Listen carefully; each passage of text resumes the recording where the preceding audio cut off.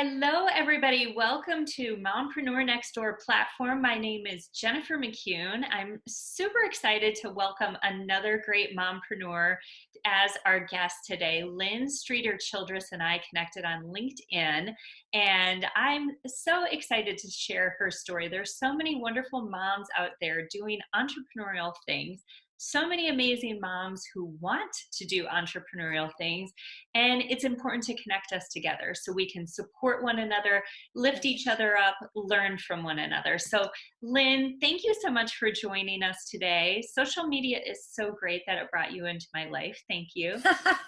Thank you for having me. I'm really excited. I have friends who I've never, literally who I consider friends who I've never met in person, but who I met on social media. And I have a friend from high school who I literally have not seen in probably about 30 years, who's still one of my closest friends because we talk every day on social media. I know, isn't that great? I love it. It's so wonderful. It is. So, what I would love to do is let's start off, and why don't you tell us a little bit about you and why you decided to become an entrepreneur? I know you're a wife, you're a mom of a cute, super cute son, and and you're a busy entrepreneur. So, why did you decide to add that to your plate? What did that look like for you? So I started my theater company. It's called Building Better People Productions, in name in 2015, but we started doing shows and classes in the spring-ish of 2016. And I'd been in professional theater in some form or fashion since 1994, mostly with young audiences or things for kids, and in different things as an actor, as a director, um, as an administrator, as a teacher. And I just gotten to the point where I wanted to use my own voice in a way that I couldn't do it through other people the way I could do it myself. Hmm. Had worked with some amazing organizations, but just knew it was time to step one out and do it. And it's something I'd wanted to do for a long time, kind of somewhere in there. And it kind of like, toyed with it, but, was making money from other people, and other people were handing me money to do things. And so it was, the idea was a little scary. I'd been freelancing at the point, pretty much from the point that right before I had my son, I was, more freelancing, but I knew that it was time for me to step out and do my own thing. So I want to get back to one thing you said. I sometimes don't go this order, but you just laid it out. And I think this is the biggest fear of people. You said we're so complacent because somebody else is paying us. And Yes. I think that's the biggest fear of people, is getting this steady paycheck and then Oh yeah. saying, okay, I'm going to give that up and go out on my own. So you had a kid. How did you even make that leap from saying, okay, I'm going to go out it on my own?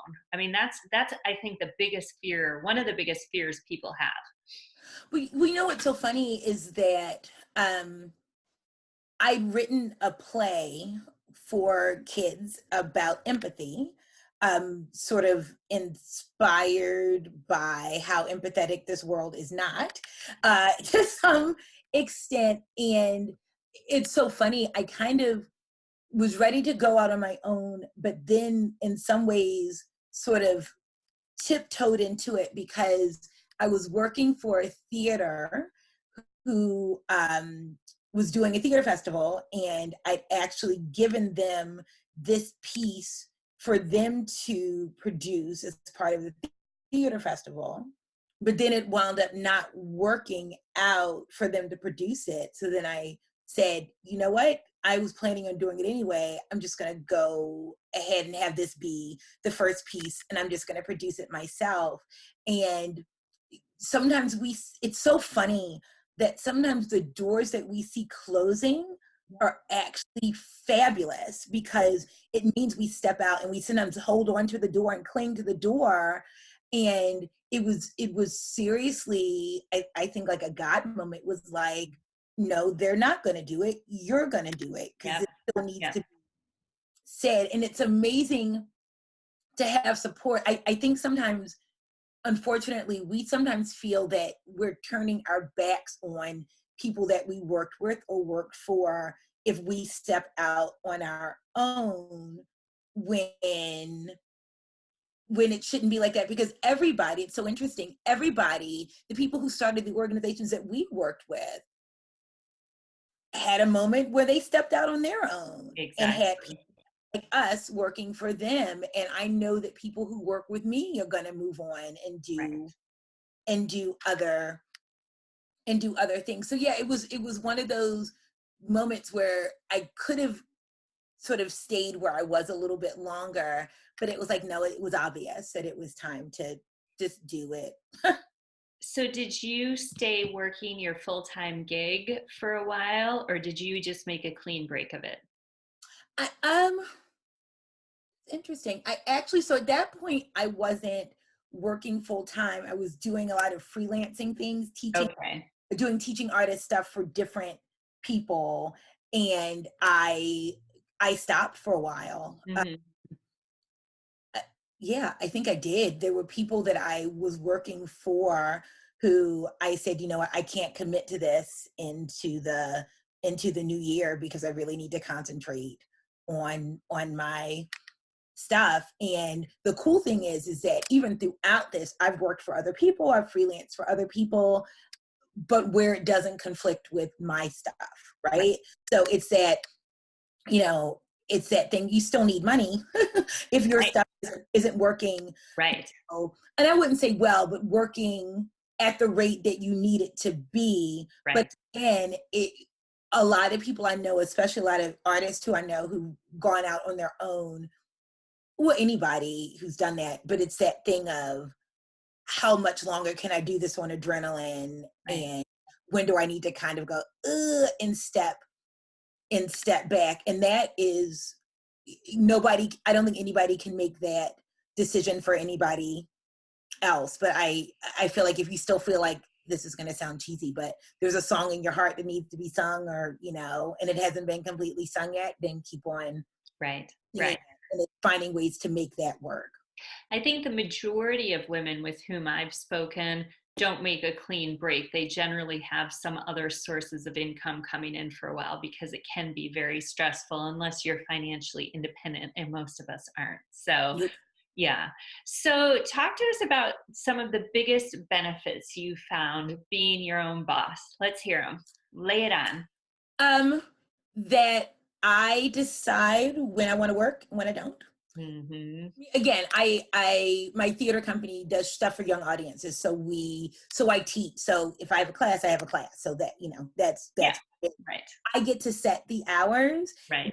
And I love about doing programming for the people age group that I do it for is that it's mostly during the day, Yeah. and I have the evenings with my family. Oh, Have um some of the classes I teach, we do classes during the day, but we'll do the final show at an evening so parents can come.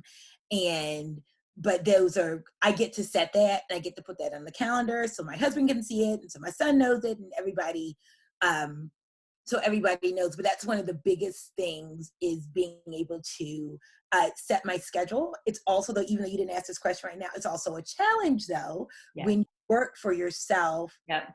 is especially if you work with people or who don't see your emails or whatever until they get home from their 9 to 5s, Yep.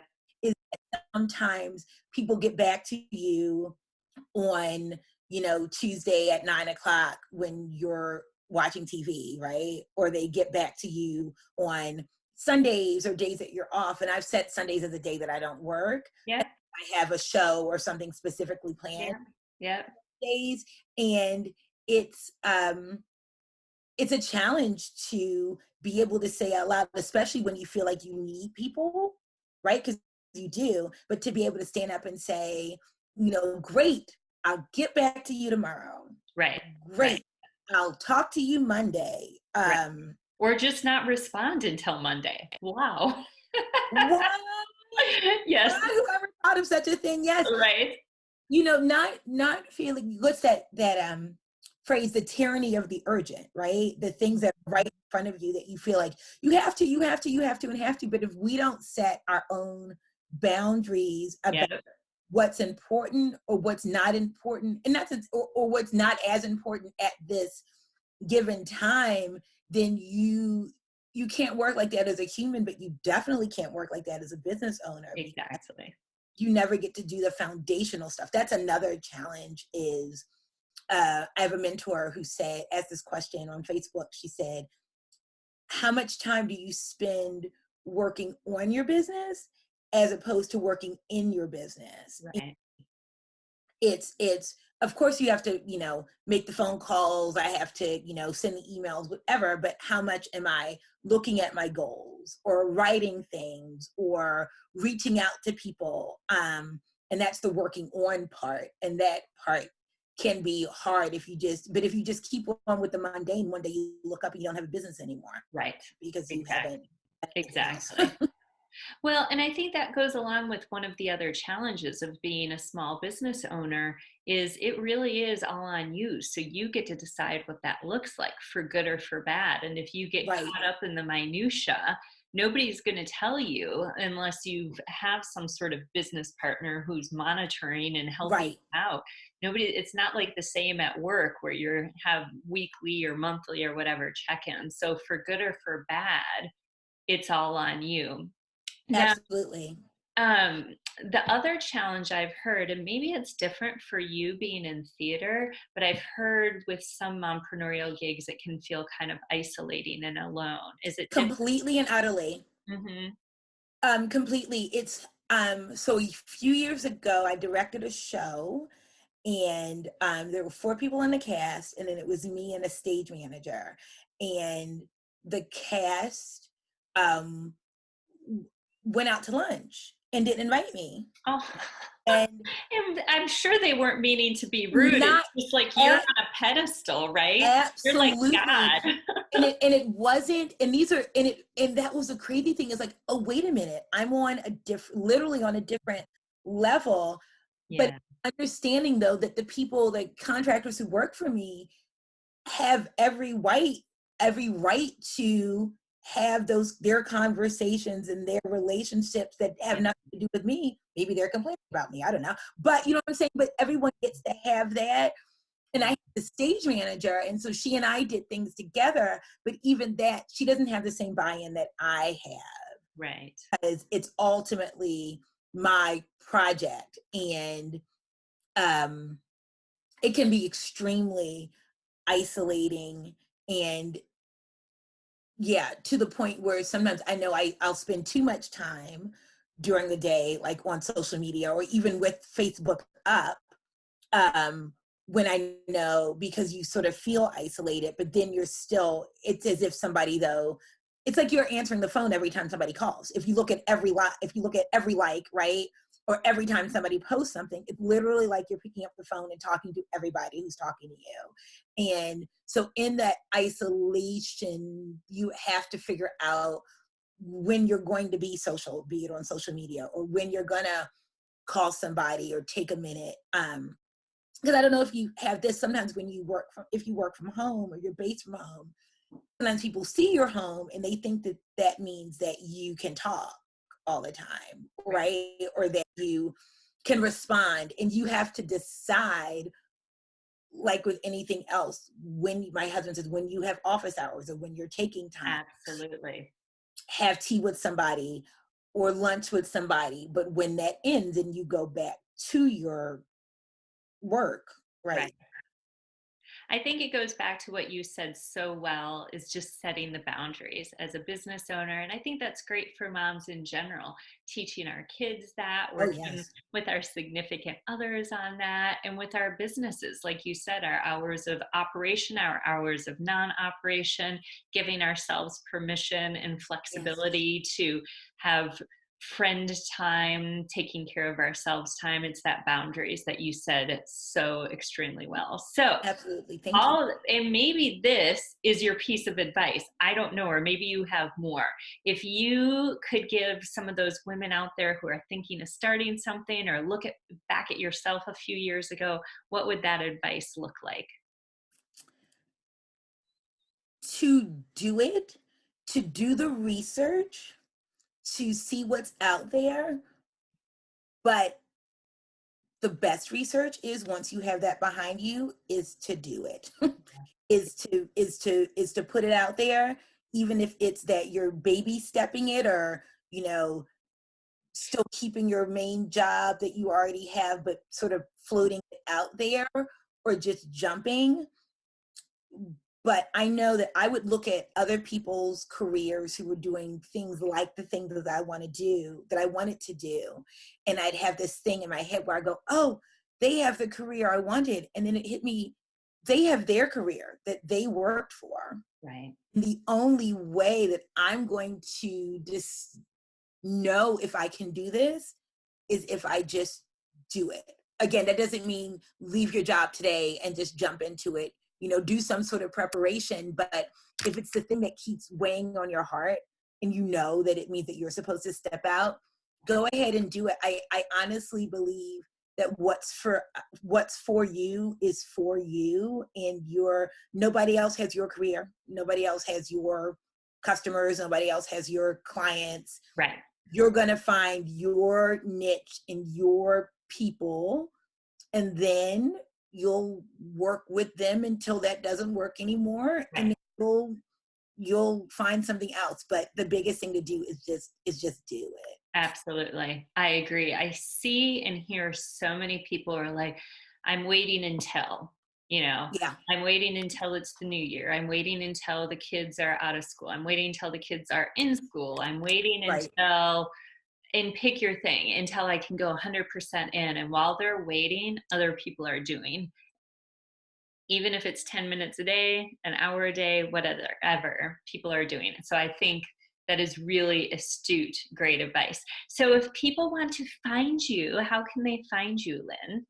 They can find me. Our website is bbpproductions.com. That stands for Building Better People Productions. You can also just Google us and you'll find us, and you'll see a picture of me. Right? It's me. We're on Facebook. We're on Twitter. I'm on LinkedIn. We're on Instagram. Me personally, as well as my business. You can find me.